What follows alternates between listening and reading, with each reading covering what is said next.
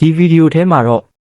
ဇွန်ဘီတွေကျူးကျော်ထားတဲ့ကမ္ဘာပြက်ကတ်ကြီးထဲမှာလူသားအနေငယ်ပဲအသက်ရှင်ကြံပါတော့တယ်အစားအသောက်ရှားပါမှုကြောင့်လူအချင်းချင်းယုံကြည်မှုဆိုတာမရှိသလောက်ပါပဲနေနဲ့သူ့မိသားစုဟာအသက်ရှင်ဖို့အတွက်လှေတစ်စင်းပေါ်မှာ2လခွဲကြာမျောပါနေခဲ့ရပါတယ်လှေပေါ်မှာနေတာကဘေးကင်းပေမဲ့အစားအသောက်ပြဿနာကသူတို့အတွက်အခက်အခဲဆုံးပါပဲ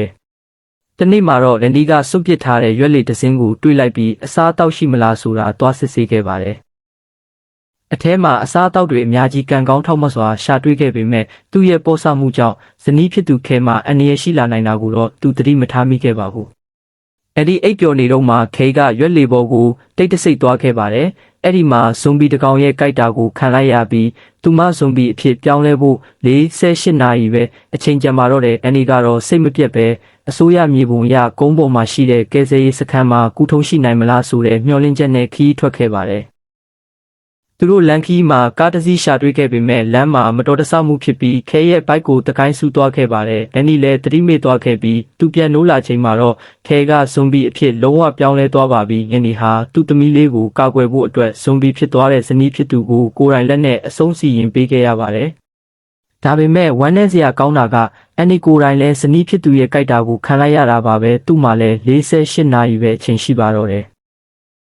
မပြောင်းလဲခင်မှာသူ့သမီးလေးကိုယုံကြည်ရတဲ့သူစီအနံဖို့သူဆုံးဖြတ်လိုက်ပါတယ်။လမ်းမှာသုံးမိုက်ဆိုတဲ့မိန်းကလေးတစ်ယောက်နဲ့ဆုံခဲ့ပြီးအကူအညီရခဲ့ပါတယ်။မြေပုံအတိုင်းကယ်ဆယ်ရေးစခန်းကိုရောက်သွားပေမဲ့အဲ့ဒီနေရာကပျက်စီးနေပါပြီးနောက်ပိုင်းမှာဗစ်နဲ့ဝေါ်ရိန်တို့ဇနီးမောင်နှံနဲ့ဆုံခဲ့ပေမဲ့ဗစ်ကလူယုံမှတစ်ယောက်ဖြစ်နေတာကိုသိလိုက်ရပါတယ်။ဒီနေ့ဟာသူ့သမီးလေးကိုဘေးကင်းရာကိုခေါ်ထုတ်ဖို့ဗစ်နဲ့တိုက်ခိုက်ခဲ့ရပါတယ်။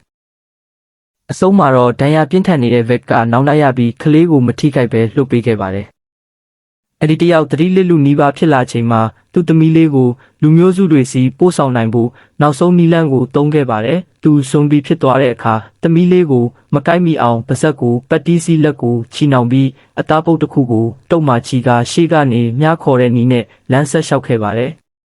နောက်ဆုံးမှာတော့လူမျိုးစုတွေကကလေးငိုတန်ကြားလို့လာကြည့်တဲ့အခါဇွန်ဘီတကောင်ကကလေးကိုကြောပိုးပြီးလမ်းပြခေါ်ဆောင်လာတဲ့မြင်ကွင်းကိုအံ့ဩဖွယ်တွေးလိုက်ရပါတယ်။ဖခင်တယောက်အနေနဲ့ဒီဟာသူ့ရဲ့နောက်ဆုံးတာဝန်ကိုကြေပွန်အောင်ထမ်းဆောင်သွားနိုင်ခဲ့ပါတယ်။ကလေးလေးရဲ့ဘိုက်ပေါ်မှာရေးထားတဲ့ကျေးဇူးတင်ပါတယ်ဆိုတဲ့စာသားလေးကတော့သမီးလေးကိုမွေးစားမဲ့သူတွေအတွက်အန်ဒီရဲ့နောက်ဆုံးမြတ်တာပဲဖြစ်ပါတော့တယ်။